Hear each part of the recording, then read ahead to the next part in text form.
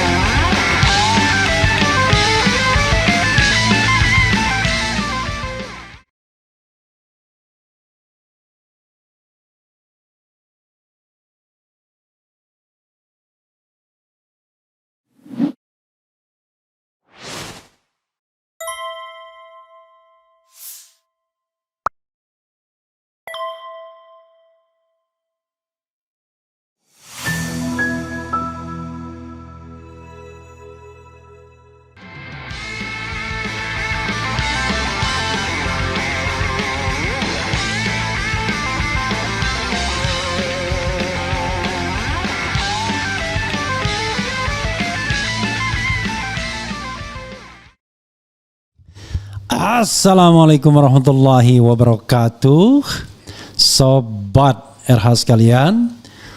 Jumpa lagi kita di channel yang keren ini, keren cadas. Ya, Sobat RH sekalian, beredar isu bahwa Kapolri akan segera diganti. Disebutkan ada 2 nama. Satu bahkan baru diangkat kemarin sebagai Komjen, dari bintang 2 menjadi bintang 3 dan menjadi Kepala BNN, Badan Narkotika Nasional. Apa namanya, saya lupa ingat, nanti kita ada Suyudinya ya. Kemudian berikutnya adalah senior di Polri, bahkan lebih senior dari Listio Sigit, angkatan 90, Dedi Prastio, yang pernah menjadi Kepala Divisi Humas Mabes Polri, yang saya kenal pernah bertemu di televisi waktu dia mewakili divisi Humas Polri, dan bahkan sebelumnya dia humas juga kalau tidak salah di Polda Metro atau di Mabes Polri dengan pangkat yang lebih bawah dari Kadif Humas, karena Kadif Humas itu kalau tidak salah setingkat Irjen. Waktu jadi Brigjen dia juga sudah bagian itu. Dedi Prastio. Sobat era sekalian, kita akan tanyakan lebih detail kepada Slamet Ginting ya, seorang pengamat politik, militer dan juga kepolisian, yang pernah meramalkan bahwa katanya Listio Sigit akan diganti pada Oktober ini, dan kelihatannya bisa lebih cepat dari Oktober. Assalamualaikum warahmatullahi wabarakatuh, Bro. Waalaikumsalam warahmatullahi wabarakatuh. Oke, luar biasa. Masih pakai peci situ enggak? Iya. Ini posisi di kediaman atau di tempat lain? Ya, di kediaman. Oke, ya. Silakan Anda memberikan kegembiraan atau kemurungan atau apapun kepada Sobat RH sekalian. Silakan, Bro. Ya, baik Bung Refli dan para pendengar RH Channel sekalian. Nah, sejak tadi malam saya memang ditelepon, di WA dari beberapa stasiun televisi, juga dari beberapa stasiun channel menanyakan soal surprise. Nah, surpres ini surat presiden dari istana kepada DPR tentang calon pengganti Kapolri. Sampai saat ini belum ada penjelasan apapun dari istana apa betul rumor sudah ada surpres ke DPR RI. Dan kemudian dari Sekjen DPR RI Indra Iskandar, sekjennya juga belum mengemukakan pendapat atau menginformasikan kepada masyarakat soal ini. Begitu juga dari pimpinan DPR, dalam hal ini Wakil Ketua DPR Sufmi Dasko Ahmad membantah bahwa ada surpres tersebut. Nah, kalau Dasko tentu saja dianggap belum bisa dipegang omongannya dalam tanda petik karena mungkin politicking, karena barangkali ini rahasia sekali. Nah, saya memang memperkirakan bahwa Kapolri Listio Sigit Prabowo akan diganti pada Oktober, paling tidak setelah 5 Oktober hari TNI. Di Jakarta ini situasi masih belum stabil menurut saya. Salah satu indikasinya mobil-mobil atau kendaraan tempur masih berada di Monas itu, Bung Refli. Jadi ini indikasi bahwa siaga 1 masih berlaku. Artinya memang setelah ada surat dari Mabes Polri kepada Mabes TNI meminta perbantuan. Surat itu sampai di Mabes TNI tanggal 31 pagi. Surat itu baru dikirim oleh Astama Ops Polri Komjen Fadil Imran atas nama Kapolri. Jadi dalam tanda petik seperti meminta perbantuan kepada Mabes TNI. Oleh karena itu menurut saya ini dinamika politik bisa sangat tinggi dan itu bisa terilhami, terinspirasi dari beberapa peristiwa yang terjadi di dunia. Bahkan Nepal, Perancis juga mengaku terinspirasi dari Indonesia. Karena itu situasi yang terjadi di Nepal bisa saja kemudian menginspirasi Prabowo mempercepat pergantian Kapolri yang menurut saya memang Listio Sigit Prabowo gagal mengendalikan para jenderal untuk mengendalikan situasi keamanan ketertiban masyarakat. Jadi ketika loyalitas anak buah sudah tidak tegak lurus atau bercabang-cabang karena mendapatkan rumor bahwa Listio Sigit akan segera diganti, ibarat perahu yang sudah karam, mereka tentu akan menyelamatkan diri. Karena itu menurut saya Listio Sigit yang hampir 5 tahun menjabat Kapolri wajar diganti dengan berbagai alasan. Belum pernah terjadi Kapolri-Kapolri sebelumnya sampai mendekati 5 tahun seperti Listio Sigit Prabowo. Nah, persoalannya di tengah situasi di mana terjadi konflik di lingkungan kepolisian, maka menurut saya Presiden Prabowo kemungkinannya akan mengambil tokoh senior yang akan menjadi Kapolri. Tokoh senior itu tentu saja yang lebih senior dari Listio Sigit Prabowo, lulusan Akpol 1991, maka kemungkinan Presiden Prabowo akan mengambil calon Kapolri dari Akpol 1990. Nah, disinilah ada nama Dedi Prasetyo, Wakil Kepala Polri. Namun, ya, di luar angkatan 90 ada juga 89. Angkatan 89 ini rata-rata atau mayoritas akan pensiun tahun ini. Nah, sementara angkatan 90 pensiunnya tahun depan. Sehingga ini memang dipilih, Dedi Prasetyo dipilih hanya untuk sebagai Kapolri perantara. Sekitar setahun saja begitu ya.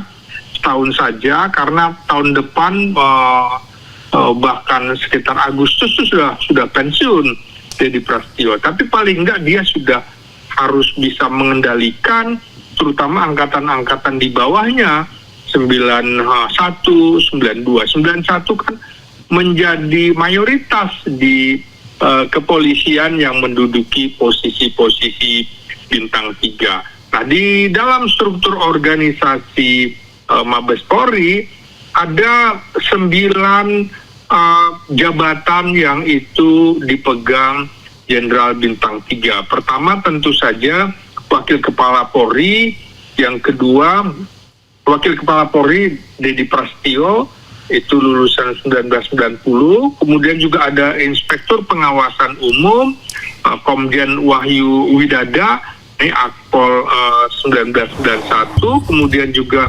ada Kabaharkam Komjen Karyoto Akpol 90, ada Kepala Badan Reserse Kriminal Komjen Sahardianto Akmil 91, dan Kepala Badan Intelijen Keamanan Komjen Ahmad Wiyagus Akpol 89, Kepala Lemdiklat Polri Komjen Krisnanda Dwi Laksana Akpol 89, dan Komandan Korps Brimob Komjen Imam Widodo Akpol 89, Asisten Utama Bidang Operasi Komjen Muhammad Fadil Imran Angkatan 91, dan Asisten Utama Bidang Perencanaan dan Anggaran Kapolri Komjen Wahyu Hadiningrat. Nah, kalau kita lihat formasi di kepolisian di Mabes Polri ini, maka dominasi Angkatan 91 ada 1, 2, 3, ada 3, sementara yang lain ada 8, 9, ada 3 juga, kemudian Akpol 90 ada 2, selebihnya Wahyu Hadiningrat Angkatan 92. Mengapa saya fokus pada Komjen Dedi Prasetyo? Karena menurut saya di dalam kasus tragedi malapetaka Agustus 2025 lalu, maka yang harus turut bertanggung jawab dalam kasus itu pertama tentu saja Kapolri, keduanya tentu saja Kepala Badan Intelijen dan Keamanan Polri Komjen Agus Wiyagus, karena ini kan harus deteksi. Itu juga harus turut bertanggung jawab. Lalu Kepala Badan Pemeliharaan Keamanan Karyoto, lalu Kepala Komandan Kop Brimob Komjen Widodo, karena represifnya Brimob ini juga harus turut menjadikan sebuah penilaian evaluasi terhadap Komandan Kop Brimob. Jadi ada 4 yang harus bertanggung jawab di Mabes Polri. Karena itu menurut saya tidak memasukkan nama Kabaharkam Komjen Karyoto, kemudian Kepala Badan Intelijen Keamanan Komjen Ahmad Wiyagus, dan juga Komandan Kop Brimob Komjen Imam Widodo yang masuk ke dalam nominasi. Jadi karena itu menurut saya kalau lihat profilnya Prabowo Subianto, dia itu tidak banyak mengenal orang-orang petinggi kepolisian, berbeda dengan di TNI dia banyak mengenal orang-orangnya. Menurut saya walaupun ada sekitar 9 posisi komisaris jenderal di Mabes Polri, Prabowo tidak mengenal semua orang-orang itu, kecuali barangkali kalau Wakapolri kan dalam beberapa kesempatan bertemu dengan Presiden. Jadi saya lebih condong memang kemungkinan Dedi Prasetyo ini yang akan menjadi calon kuat Kapolri pengganti Listio Sigit di masa peralihan.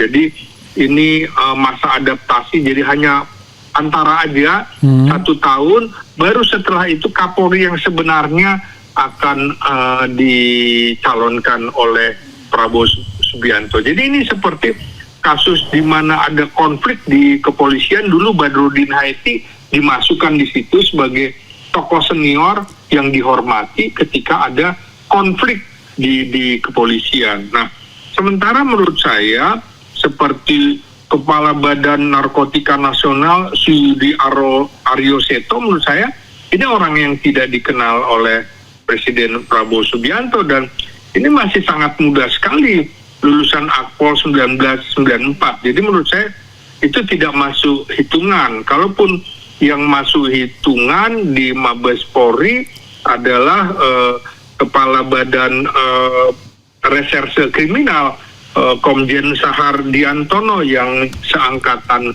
dengan Listio Sigit Prabowo. Tapi menurut saya kemungkinan Prabowo akan menghindari teman-teman seangkatan dari Listio Sigit Prabowo 1991, sehingga menurut saya nama Komjen Sahardiantono ini bisa dikesampingkan. Nah, jadi kira-kira di situ pertarungan-pertarungan yang terjadi di elit kepolisian, sambil kita melihat setelah ada kemungkinannya juga menurut saya karena situasi masih siaga 1 dan Prabowo juga menghormati situasi semuanya sedang menjaga keamanan. Tunggu setelah Hari TNI 5 Oktober, kemungkinan baru akan ada pergantian Kapolri. Gitu Bung Refri.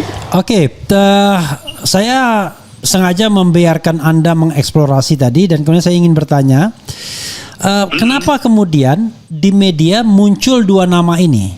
Dedi Prasetyo sebagai tokoh senior yang akan pensiun 26 Juli tahun depan, ya barangkali akhir per 1 Agustus biasanya dihitungnya begitu. Iya, betul. Kemudian ada tadi yang baru Komjen tadi yang saya nggak ingat juga namanya, tahun 94 siapa namanya, Suyudi ya.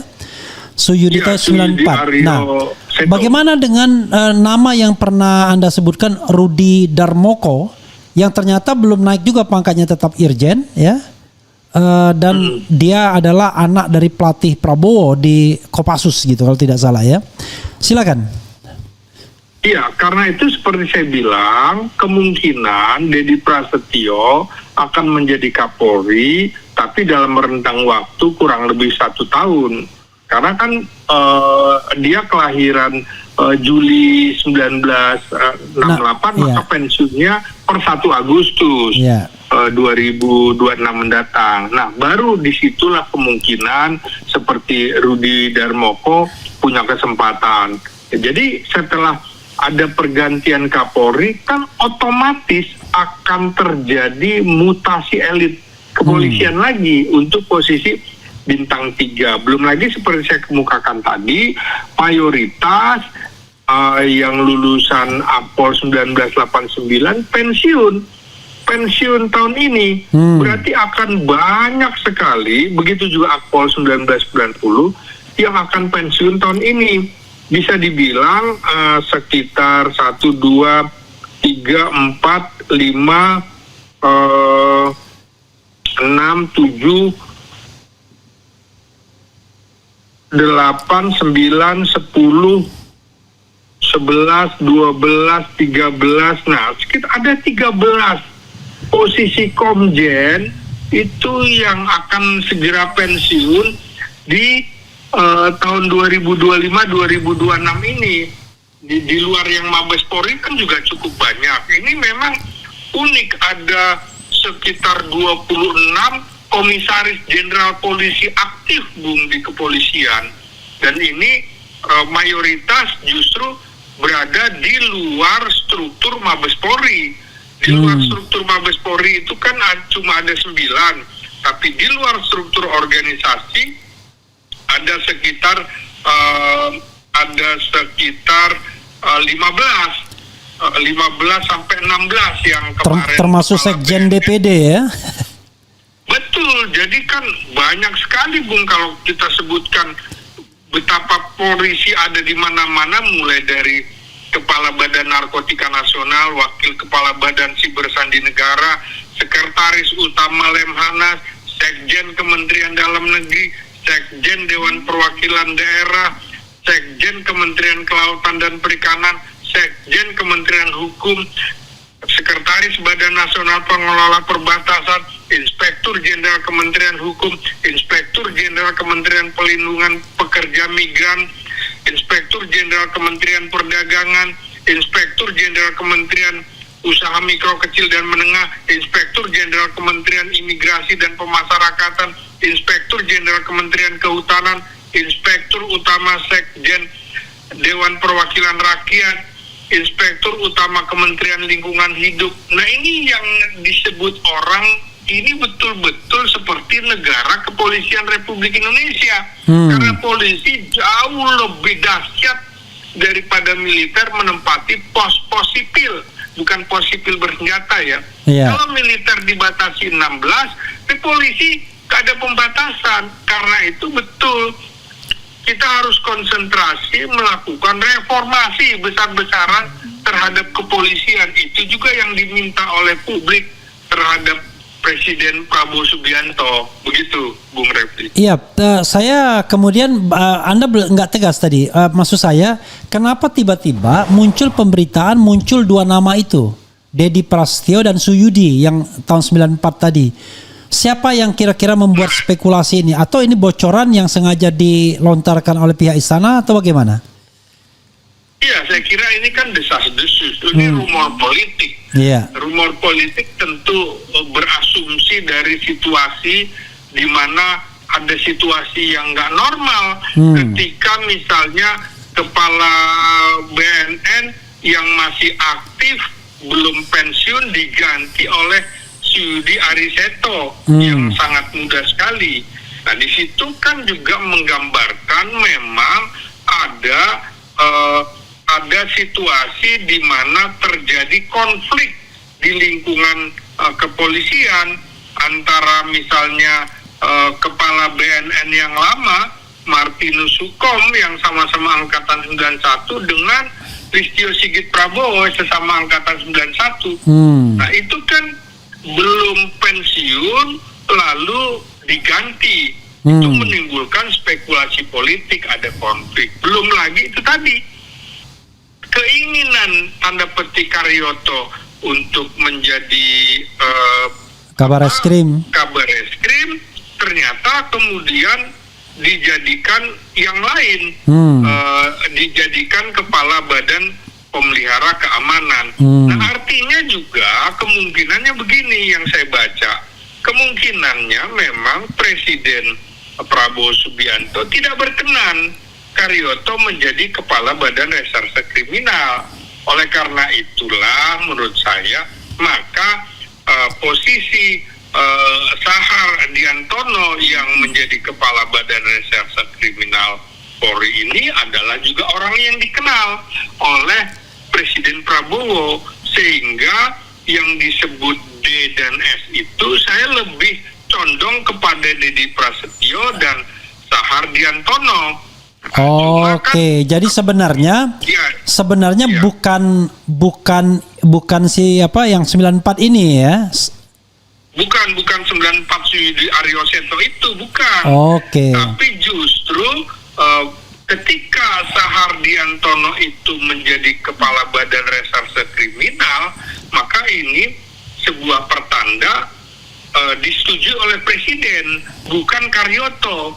Jadi konflik ini bisa saja kemudian semula Listio Sigit memang ingin menempatkan Karyoto sebagai Kabar Reskrim, tapi Presiden tidak setuju, lebih setuju Sahar Diantono. Nah, tapi bro begini bro, saya potong sedikit ya. Konon katanya LSP ini juga agak masgul dengan Karyoto yang tidak segera menetapkan Roy Suryo CS sebagai tersangka. Karena itu dia ditarik sebagai sebagai Kapolda Metro. Karyoto bargaining dulu, ini desas-desus, sekali lagi desas-desus, bargaining, ya Barreskrim dulu dong, ibaratnya dipastikan, baru dia kemudian tersangkakan dan lain sebagainya. Tapi karena tidak ada kejelasan, akhirnya ya nggak masuk juga ke sana. Jadi justru Listio yang tidak suka dengan Karyoto. Ini pembicaraan analisis ya, karena polisi tahu sendiri kan. Kita bicara tentang jabatan, bukan orang per orang ya. Silakan. ini kan kalau di dalam ilmu sosial, analisis ini kan bukan soal salah benar, tapi bagaimana argumentasinya. Ini argumentasi yang Bung Refli tadi kemukakan, dia masuk akal juga. Kemungkinan juga seperti itu, karena Karyoto juga alumni 90, lebih senior sebenarnya daripada Listio. Tapi ya artinya memang apakah kemudian Presiden nyaman dengan orang-orang yang tidak dikenal. Jadi menurut saya kondisi sekarang kemungkinan Presiden Prabowo Subianto hanya kenal dalam tanda petik, ya bisa salah saya, hanya kenal kepada Dedi Prasetyo, kemudian Sahardiantono, dan juga Rudi Darmoko yang kemungkinan akan menjadi Kapolri berikutnya. Rudi Darmoko ini angkatan berapa? 90? Angkatan 93. Oke. Angkatan 93 aja. Jadi seperti itu kan. Memang tunggu waktu sebentar lagi sampai dengan akhir Desember ini, berapa banyak yang saya sebutkan tadi akan segera pensiun. Jadi jadi Prabowo kan juga harus melihat situasi yang kemarin itu tidak kondusif dan tidak mungkin tidak ada yang dihukum dalam tanda petik, harus ada penalti sebagai jera. Kan dibayar mahal sebagai Jenderal Bintang 3. Nah, risikonya juga harus mahal, dicopot dan segala macam. Nah, saya kira itu analisis saya, Bung Refli. Bro, yang menarik adalah Sigit Listio ini tanpa perubahan undang-undang. Sigit kali, Bu. Oh, sorry. Listio Sigit sering kita terbalik-balik. LSP ini paling gampang ya. LSP ini tanpa perlu perubahan undang-undang Polri pun pensiunnya itu masih 2 tahun lagi kan begitu? Masih 2027 kalau tidak salah, karena dia kelahiran tahun 69 kan? Iya. Nah, pertanyaan saya adalah kalau Tito Karnavian kan dipensiunkan dijadikan Menteri Dalam Negeri. Jadi dalam tanda kutip bermartabat lah. Sutarman dipensiunkan walaupun berapa bulan lagi non job, ya kan kalau nggak salah. Iya. Kemudian siapa lagi yang dipensiunkan di tengah jalan? Ya jarang. Biasanya baru pensiun ketika dia pensiun kan. Nah kalau berarti harus ada kompensasi dong. Sama seperti siapa? Ya Tito dan kemudian Sutarman. Sutarman bedanya non job, Tito diangkat jadi menteri. Menurut Anda ini kan hal yang miris adalah kita menganggap bahwa ada hukuman dalam tanda kutip ya bagi Kapolri karena ketidakberhasilan dia, ada korban jiwa dan lain sebagainya sebelumnya kasus Kanjuruhan. Tapi tiba-tiba seperti ada sebuah konvensi nggak boleh ada jenderal nganggur gitu. Sehingga harus dikompensasi dengan jabatan lain. Gimana menurut Anda? Saya kira agak berbeda karena Sutarman itu adalah peralihan dari masa Presiden SBY kepada Presiden Jokowi. Nah, jadi tentu saja Presiden yang baru tidak begitu nyaman dengan Kapolri yang lama. Gitu. Jadi nggak ada hukumnya, nggak ada aturan mainnya. Bisa saja Listio Sigit juga dinonjobkan, artinya hanya menjadi perwira tinggi Mabes Polri. Dengan pangkat jenderal. Dengan pangkat jenderal. Di Angkatan Darat banyak itu, Bung. Di TNI banyak begitu. Banyak bintang 3 yang dinonjobkan. Ya, tapi bintang 3, bintang 4 kan nggak ada. Ya, bisa aja nggak ada masalah. Kan Gatot Nurmantio 3-4 bulan jadi nonjob juga. Iya. Kan begitu. Nah, jadi ya kalau ini kan 2 tahun. Ya nggak masalah. Kan dia juga sudah menikmati hampir 5 tahun. Kan nggak apa-apa. Ini kan gara-gara potong kompasnya Presiden Jokowi itu. Nah, begitu juga kalau kasusnya Tito Karnavian, ya memang bisa dibilang kondisinya dia diberikan posisi menteri karena sebagai ucapan terima kasih dan lain-lain masih di dalam rejim Jokowi, rejim yang sama. Nah ini kan sebenarnya sudah beda rejim, bukan rejim Jokowi, tapi sudah diberi kesempatan hampir 1 tahun kan begitu oleh Prabowo Subianto.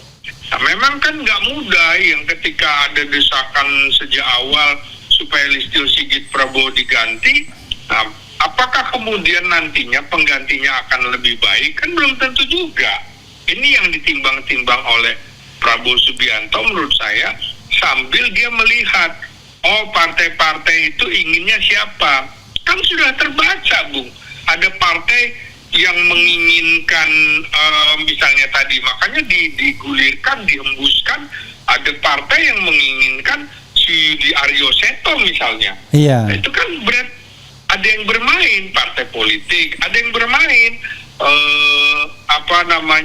oligarki, ya kan bermain berkepentingan dia. Ya, sebelumnya juga misalnya PDIP begitu sangat ingin Komjen Rudi Haryanto Adi Nugroho yang bukan lulusan Akpol, Sepapori 93 dijadikan Kapolri, calon Kapolri. Tapi kan sekarang karena situasi politik sudah berubah dan juga dia akan segera pensiun April tahun depan, jadi waktunya tidak memungkinkan. Nah, kalau ini masa jadi Kapolri kurang dari 9 bulanan kan juga nggak mungkin. Nah, kalau ini kan masih mungkin, jadi rentangnya, makanya supaya tidak terlalu mepet, maka kemungkinan setelah 5 Oktober itulah menurut prediksi saya Deddy Prasetyo yang akan menjadi Kapolri perantara, begitu, Kapolri sementara. Tapi begini, terlepas dia calon Kapolri sementara ya, perantara gitu ya. Anda mengenal baik nggak Deddy Prasetyo ini rekam jejaknya di kepolisian? Maksudnya gini, ada nggak kasus-kasus yang kontroversial yang kemudian membuat dia sebenarnya masuk dalam catatan hitam misalnya? Nah, posisi dia kan kalau kita lihat itu 2 kali menduduki posisi bintang 3. Jadi wajar dia masuk di dalam monitor orang-orang yang akan menjadi pucuk elit. Sebelum jadi Wakapolri kan menjadi Irwasum ya, menggantikan, seperti saya bilang waktu itu.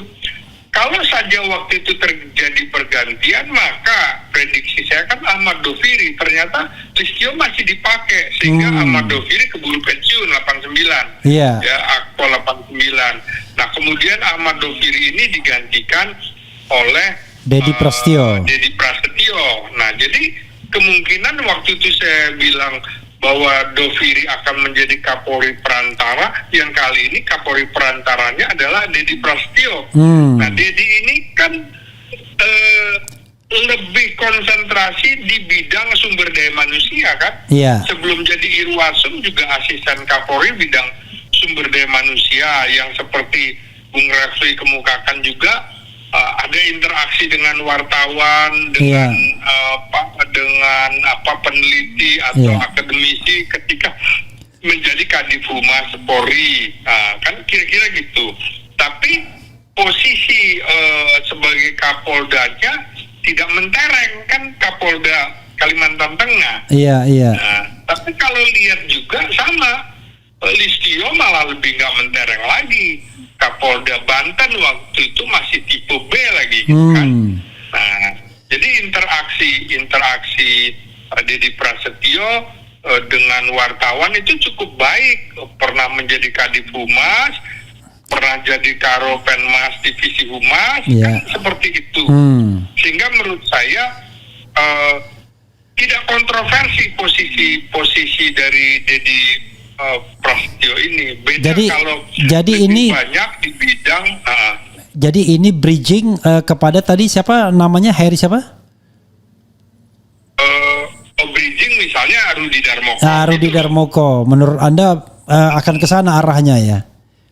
Iya, saya perkirakan gitu, karena kalau melihat figur Prabowo adalah dia harus kenal dulu sama orangnya. Kalau Bung Refli hebat tapi nggak dikenal, ya nggak diangkat juga. Kira-kira gitu, Bung Refli. Iya, udah pasti. Karena untuk jabatan Kapolri dan jabatan Panglima TNI ini ya jabatan paling strategis. Karena itu nggak mungkin kan cari orang yang nggak dia kenal kan. Minimal dia nyaman, makanya. Ya kan? Persis, nyaman.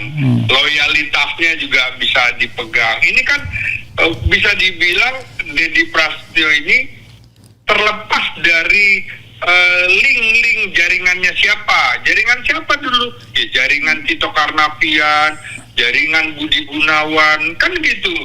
Jaringan Safrudin. Nah, dia tidak masuk dalam kelompok-kelompok ini, jadi relatif bisa diterima. Oke. Dan dia juga paling senior, sehingga menurut saya masuk akal kalau namanya dinominasikan. Jadi kalau saya lihat sih, rumor yang dilemparkan ke media massa berarti memang rumor yang menginginkan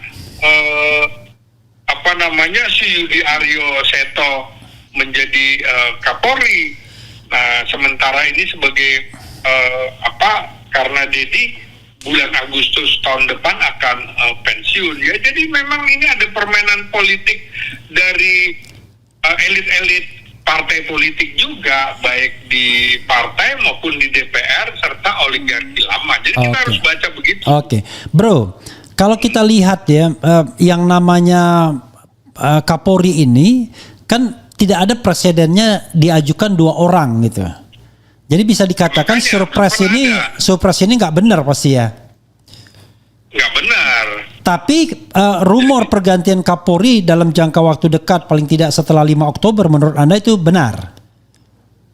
Iya, prediksi saya begitu, Bung, karena tidak mungkin di dalam situasi di mana Kapolri Listio Sigit Prabowo gagal mengendalikan keamanan ketertiban masyarakat, terus mau diperpanjang sampai kapan? Jadi kalau melihat dinamika politik yang sedang berkembang saat ini, bisa saja juga dipercepat sebelum 5 Oktober. 5 Oktober karena itu tadi, situasi kan masih siaga 1. Nah, kalau kemudian ada pergantian, biasa kan, pergantian Kapolri itu penuh dengan riak-riak, Bung. Beda dengan pergantian Panglima TNI, agak kurang riak-riaknya, karena yang berkepentingan terutama pengusaha oligarki lama itu sangat kuat sekali. Iya, karena dia pegang hukum lah, kira-kira begitu. Persis, Bung. Iya. Nah, oke. Jadi kalau kita bicara tentang ke depan gitu ya, menurut Anda kira-kira Prabowo akan menjalankan nggak? Kan ada 2. Kemarin Gerakan Nurani Bangsa itu datang ya. Ada ayahnya Najwa Shihab juga, Quraish Shihab gitu ya. Mengatakan 2 hal sudah sepakat, yaitu ganti Kapolri dan reformasi Polri. Iya. Nah, ganti Kapolri itu dengan yang senior untuk mengawal reformasi Polri. Karena kalau udah senior kan dia vested interestnya mungkin sudah berkurang kan begitu. Tapi kalau lagi masih 6 tahun ketika Jenderal Sigit ya dia punya kepentingan yang jangka panjang. Nah, pertanyaan saya adalah kira-kira reformasi Polri ini bakal dijalankan nggak? Karena kalau reformasi ini dijalankan bisa jadi nanti Polri ini akan betul-betul berbeda itu. Barangkali separuh di bawah Kementerian Dalam Negeri, sebagian di pemerintahan daerah, sebagian gabung dengan Kejaksaan Agung dan Kementerian Hukum sebagai Department of Justice kan begitu. Jadi fungsi penegakan hukumnya beda, fungsi perlindungan dan pengayoman masyarakat beda, fungsi Kamtibmasnya juga beda begitu. Jadi kita bedakan antara polisi yang cuman nangkap maling jemuran gitu dengan polisi yang cyber crime gitu kan, atau kejahatan lintas negara misalnya. Apa pendapat Anda? Apakah Prabowo akan maju ke situ ataukah cuma ganti Kapolri saja selesai? Yang itu bukan substansinya sesungguhnya. Silakan. Iya, jadi tidak cukup dengan mengganti orang, tapi mengganti sistem. Memang tuntutan reformasi ini menurut saya adalah sebuah kewajiban setelah selama 10 tahun polisi kita di era Jokowi itu cenderung digunakan sebagai alat negara untuk kepentingan praktis. Polisi dan tentara itu boleh berpolitik, tapi politik negara, bukan politik praktis. Nah, kan tuntutan reformasi ini sejak 1998. Tujuannya apa? Sudah pasti memperbaiki kinerja, profesionalisme, akuntabilitas, agar lebih demokratis, transparan, melayani masyarakat dengan baik. Jadi tuntutannya tentu saja meliputi pertama profesionalisme. Ya, Polri harus beroperasi berdasarkan hukum dan profesional tanpa intervensi politik yang seperti saya bilang tadi. Jadi alat politik praktis. Yang kedua tentu saja tuntutan reformasi ya akuntabilitas dan transparansi. Misalnya dari mulai proses rekrutmen, penanganan kasus, penggunaan anggaran yang bisa dipertanggungjawabkan.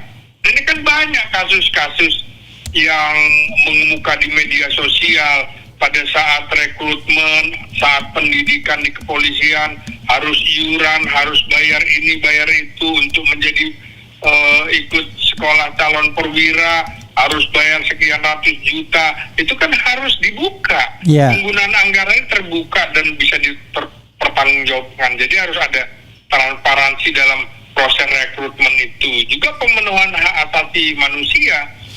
Polri dianggap melakukan tindakan represif atau sewenang-wenang di dalam penanganan terhadap masyarakat, termasuk unjuk rasa kemarin misalnya. Nah, itu kan berarti soal pemenuhan hak asasi manusianya harus direformasi nih, belum masuk ke dalam roh dan jiwa anggota kepolisian. Kita nggak boleh lagi menggunakan istilah prajurit. Kalau prajurit itu hanya untuk militer. Lalu jadi salah kalau pernyataan saya prajurit karena itu saya patuh. Nggak boleh. Iya, nggak. Jadi kalau prajurit itu ya kalau polisian itu atasannya hukum kan gitu. Maka sebutannya nggak boleh juga komandan. Salah itu komandan Brimob. Harusnya kepala Brimob. Kalau komandan Brimob ya sudah masukkan saja nanti di dalam Kementerian Pertahanan Keamanan misalnya kan begitu. Karena para militer. Yang keempat tadi saya ulang, penguatan pengawasan internal dan eksternal. Misalnya juga ya supaya tidak terjadi penyalahgunaan kekuasaan, kasus Sambo, kasus Kanjuruhan, belum lagi kasus-kasus narkoba, Teddy Minahasa, Irjen. Jadi harus ada penguatan pengawasan. Apa cukup Komisi Kepolisian Nasional misalnya? Bagaimana kalau pengawasnya Menko Polkamnya yang kemarin Budi Gunawan sama-sama polisi juga, jangan-jangan jeruk makan jeruk, sehingga nggak bisa dipantau secara objektif. Makanya saya bilang salah satu yang memicu Budi Gunawan dicopot juga tidak bisa melakukan koordinasi atau komunikasi di kepolisian, para juniornya juga itu. Nah, kira-kira kan begitu. Lalu tentu saja pemutakhiran struktur, struktur organisasinya harus susunan organisasi dengan kebutuhan keamanan dan pelayanan masyarakat modern, harus mengacu pada hukum humaniter internasional. Itu harus mengacu ke situ, jangan ngarang-ngarang seperti sekarang hampir di semua jabatan ada dengan alasan sipil. Lu sipil tapi lu sipil bersenjata, bukan sipil biasa, nggak bisa lo masuk kemana-mana kan gitu. Di undang-undangnya juga nanti harus ada pembatasan seperti TNI, boleh masuk militer aktif di jabatan apa saja. Ini juga polisi aktif bisa masuk ke jabatan sipil apa saja, harus disebutkan. Di undang-undang kepolisian itu kan tidak disebutkan, tidak fair itu, Bung. Jadi ya itu tadi susunan kedudukan polisi harus dimasukkan dalam kerangka negara demokrasi. Apa itu? Ya independensinya harus lepas dari intervensi politik, gitu kan? Supaya apa? Netral dan profesional. Jangan lagi kemarin ada istilah parcok, dianggap dia menjadi partai coklat. Ini kan nggak bagus. Sedih saya kan begitu. Jadi independensinya dianggap tidak ada karena itu dia tidak boleh di bawah kendali pihak-pihak yang bisa mempengaruhi misalnya keputusan penegakan hukum. Nggak bisa seperti itu. Lalu kedudukannya sebagai lembaga penegak hukum, kan artinya menjelaskan lo itu berdiri sendiri, non militer. Anda itu institusi penegak hukum, bukan institusi yang cenderung militeristik, yang bertugas menjaga pertahanan keamanan negara. Lo itu tugasnya keamanan dan ketertiban masyarakat serta menegakkan hukum secara adil. Nah itu harusnya konsentrasi di situ. Belum lagi pengawasan, akuntabilitas, kan begitu. Mekanisme internalnya harus ketat, memastikan tidak ada pelanggaran. Oh ini kan apa? Rekomendasi Kompolnas terhadap peristiwa malapetaka Agustus ini, apa coba rekomendasinya? Siapa yang harus dihukum? Nggak ada, enak aja. Karena Kompolnas selalu menempatkan diri di bawah Mabes Polri. Iya makanya, ini siapa orang-orang Kompolnas ini? Gitu. Tapi gini, bro, ada satu hal yang menurut saya akan ada resistensi dari Polri ya, yaitu kita harus frankly speaking. Ini mohon maaf ya teman-teman Polri. Sejak era reformasi, Polri ini Mabes atau Polri ya, Kepolisian Republik Indonesia ini sudah menjadi sumber kemakmuran, ya kan? Jadi siapapun yang menjabat di Polri itu alamat akan tersenggol kemakmuran, kan gitu. Betapa terhenyaknya saya misalnya mendapatkan sebuah surat ya yang itu disampaikan ke Sungai Bahar tempat Brigadir Yosua yang mengatakan bahwa dibekukan uang 100 triliun minus 1 rupiah. Tidak pernah ada klarifikasi apakah uang itu benar atau tidak, tetapi suratnya ada, ya kan? Beredar. Dan saya mendapatkan itu dari sumber yang terpercaya. Ya, waktu itu Irma Huta Barat dan yang memang sering membela kasus Joshua. Dia menyampaikan itu dan dia perlihatkan. Nah, tidak pernah ada klarifikasi benar atau tidak. Atau misalnya seorang pengawal seperti Joshua atau yang lainnya itu dititipi uang ratusan juta misalnya oleh ketua Satgas Merah Putih ini misalnya. Nah, itu kan lalu misalnya ada juga lah isu-isu yang beredar ya. Kepala-kepala daerah atau apapun harus menyetor dan lain sebagainya, ya kan? Nah, kita kan sudah jamak ini sebenarnya. Orang udah tahu semua, cuma orang nggak berani ngomong aja kan begitu. Karena begitu ngomong disuruh membuktikan dan tidak akan pernah juga membuktikan, jeruk makan jeruk soalnya kan. Gimana caranya? Dan tidak akan pernah ada orang yang mengatakan iya saya setor uang dan lain sebagainya, kan nggak pernah. Suap menyuap itu tidak pernah terjadi, tidak pernah ada, atau setoran-setoran itu tidak pernah akan dibicarakan oleh para penyetor sekalipun. Nah, ini yang menurut saya akan membuat resistensi yang tinggi kalau seandainya mau diubah, karena ini barang kan mengalir kemana-mana nih, ya kan, termasuk ke politisi, ya kan. Jadi saya kira lagu Bengawan Solo mengalir jauh kemana-mana itu ya. Menurut saya, kenapa kemudian orang lebih suka menggunakan misalnya jenderal bintang-bintang ini untuk jabatan-jabatan di kementerian? Sederhana menurut saya, karena menterinya atau kepala badannya atau kepala lembaganya, ketua lembaganya, ya ingin mudah urusan juga gitu. Kalau dia punya anak buah yang jenderal bintang 3 kan urusan lebih gampang karena tinggal cuman dibawa Kapolri aja kan. Gitu. Gimana?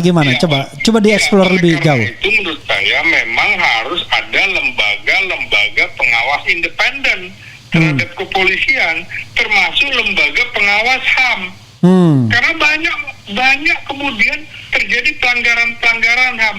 Mana kemudian polisi yang melanggar HAM diumumkan dan dinyatakan melakukan pelanggaran HAM?